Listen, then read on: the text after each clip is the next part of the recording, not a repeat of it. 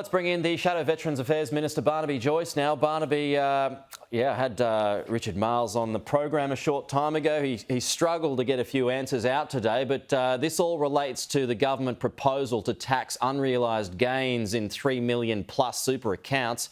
It is fine print, but it's important because it could force retirees to sell shares at a loss if they're above that threshold. So how troubling is it for you? Well, I hope Mr. Miles or or our Treasurer, Sneaky Jim, is not designing the nuclear submarines or the things will sink.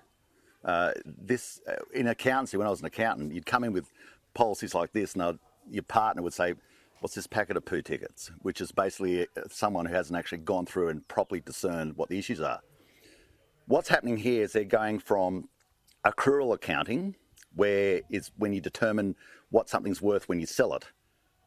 Cash accounting, where you determine what something's worth when you sell it, to accrual accounting, which means you have to deem the value of it. Now, let's say someone bought a house in Penrith, maybe 15, 20 years ago, and then they bought a flat maybe 10 years ago in Parramatta, and it might have only cost them maybe $1.5 million, even that, and that's sitting in their super fund. Well, now what they're saying is that super fund will have to be valued. And I look at those and I say, well, you've done very well on that house in Penrith and the flat.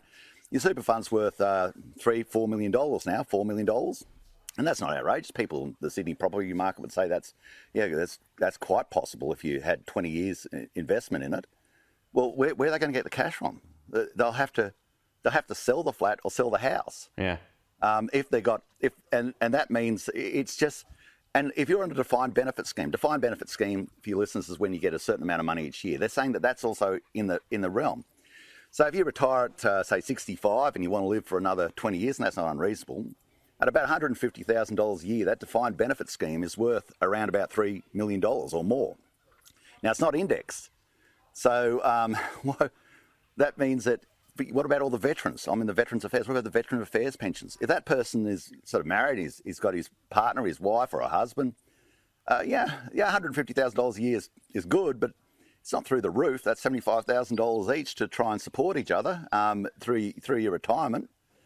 So this thing they've completely changed how you see this. And what it says is that, Dr. Jim Chalmers, he's a doctor in political science. He's certainly not a doctor in economics. He's proven that. And, and Marles, they're just not across their details. And these are the same people who now want to change your constitution with the voice. I mean, good luck with that one, listeners.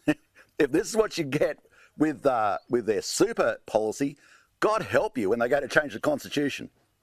Is taxing unrealised gains discriminatory, as some have suggested, Barnaby?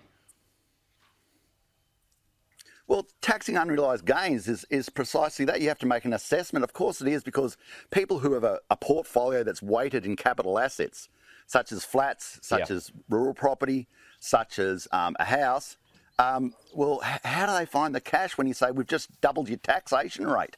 But surely as well, the capacity to plan for this. Yeah, surely as well, you can't tax something that hasn't been sold. Of course not. I mean, this is the thing is, how do you determine value? People will have to go out and they have to get places valued.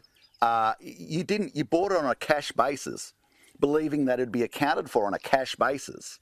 Midstream, you've said, no, we're changing the whole system of accountancy now. We're going to go to an accruals basis on capital assets. So, the shares that you might have bought they're easy to value. You might have bought them BHP shares and done very well out of all those terrible coal exports, or Whitehaven. You would have done a monster if you'd gone into Whitehaven shares, because coal exports, evil coal, making you money. But now you have to actually value them. You can do that. You can just go to the share market and see what their value is.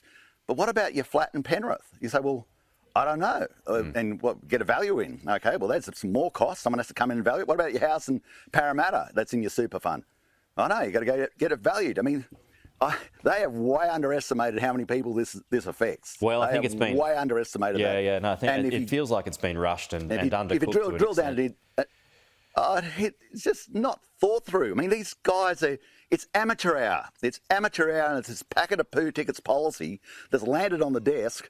And when I listened to Mr. Miles there, the only thing that was going through my mind is, please, God, don't you design the nuclear submarine. The damn thing will sink. Well, the government's pivot and Miles's pivot is that this only affects 0.5% of the population, but new figures out this morning show up to 500,000 folks will be scooped up in this over time. So if this legislation does go ahead, I know the coalition's not going to support, well, you're not going to support, Nationals aren't going to support it, right, with the Libs? But let's just say that. I mean, do you have confidence in what Mr. Miles just said? Do you think he's across all the other details? And as you're sitting at the accountancy office with this guy on the other side of the desk, do you have a sense that this guy's across his brief, or that Jim Chalmers is across their brief, or you look at him going, let's have a look for what other accountancy firms are in town here? Because these guys are not across their brief. But you'll be voting against it, right, the Nationals? That's another thing that's... I think that's where Peter Dutton's made it quite clear, and I'm on the same page as him, and I'm sure that my Nationals colleagues are, that you can't do this. It's also the way you do it. If you're changing your form of accounting, then people, when they actually bought the asset, might have gone about it a different way. If they said, well, hang on, I might have to sell a lot of these assets to pay for Labor's new tax, then I better not buy that flat in Parramatta. I better go buy more shares, because I have to find a lot of money in a big hurry to pay Mr. Chalmers. Just a final one here, Barnaby. Penny Wong, she's met her new Chinese counterpart at the G20. She's leaning on them heavily, China, to do more to end the war. Will they listen? No, they won't. And, this is the same Minister for Foreign Affairs that leaned on us before and saying that, we weren't treating China with a proper respect when they were taking over the South China Sea and incarcerating the Uyghur people. This is the same Foreign Affairs Minister who wouldn't meet the Uyghur delegation when they were in Canberra. Apparently she didn't have enough time. But she's so busy, she didn't have 5 minutes to stick her head in the door of an office and say, hello, I'm Penny Wong, I'm the Foreign Affairs Minister. No, one might suggest that she's doing that to placate the Communist Party in China. I don't have any confidence in that person's got the strength to stand up to the Chinese. OK, Barnaby Joyce, we're out of time. Appreciate your time, though. We'll talk to you again soon.